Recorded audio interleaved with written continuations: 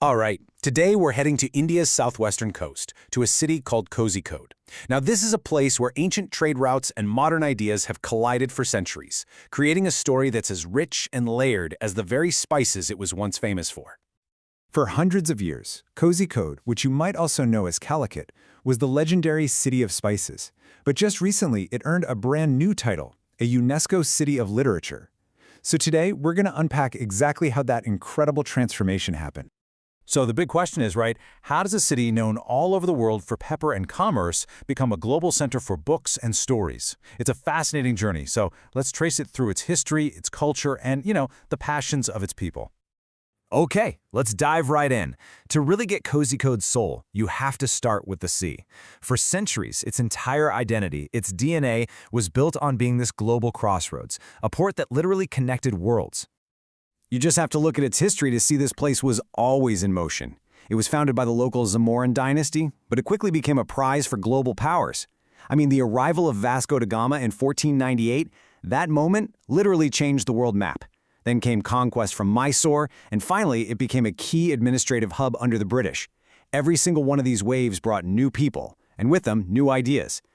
And even way back in the 15th century, the city was just unbelievably diverse. This wasn't just a place to trade goods, it was a true melting pot. Travelers like Ibn Battuta described this thriving metropolis where people from all across the known world were living and working together. This constant churn of cultures was the city's lifeblood. But, those ships brought more than just spices and silk. They brought stories. And that love of stories, well, that became perhaps the brightest thread in Kozhikode's entire cultural tapestry. This literary culture didn't just pop up overnight. It was built, layer by layer, over centuries.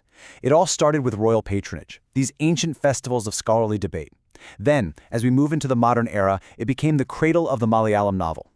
During the independence movement, it was a major hub for journalism. And later, it became a beloved home for some of the greatest writers in the language, who made the city's streets immortal in their work. Now think about this number for a second. 500. Kozhikode has over 500 libraries. That gives it the highest density of libraries in the entire country. And that's not just a cool statistic. It's tangible proof of a city that absolutely cherishes reading, and it was a huge reason why it got that UNESCO title. And that's the real magic of it. This love for stories isn't locked away on some dusty shelves. It's a living, breathing part of the culture. You see it everywhere, in informal discussion groups, in cafes, in countless little initiatives run by ordinary citizens.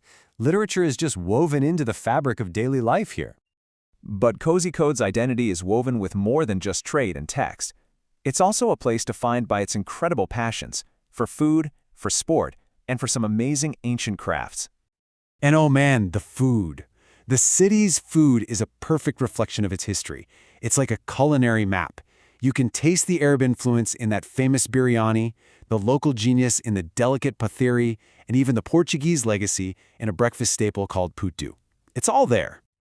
In Kozhikode, football isn't just a sport. It's pretty much a religion. The city's passion is legendary, and it actually captured the world's attention during the 2022 World Cup with the famous cutout war. Fans built these massive cutouts of Messi, Neymar, and Ronaldo in a local river, a friendly rivalry that just went completely viral. And finally, we come full circle, right back to the sea, with this incredible craft.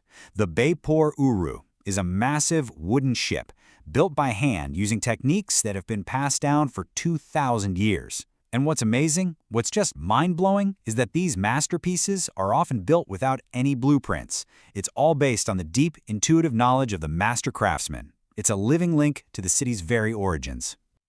And that, right there, brings us to the main takeaway. All of these threads, the trade, the stories, the food, the football, the shipbuilding, they aren't just history. They're not relics in a museum. They are a living, breathing heritage that defines what the city is right here, right now. So ultimately, Kozhikode's identity is this rich, vibrant tapestry. It's a medieval port city that became this incredible hub for ideas. It's a place where a passion for global spices evolved into a love for global literature, all while holding on to this unique, fiery passion for food and football. Each one of these things makes the others even richer. So the story of this city that reads is written in its libraries, yes, but also in its markets and on its football pitches.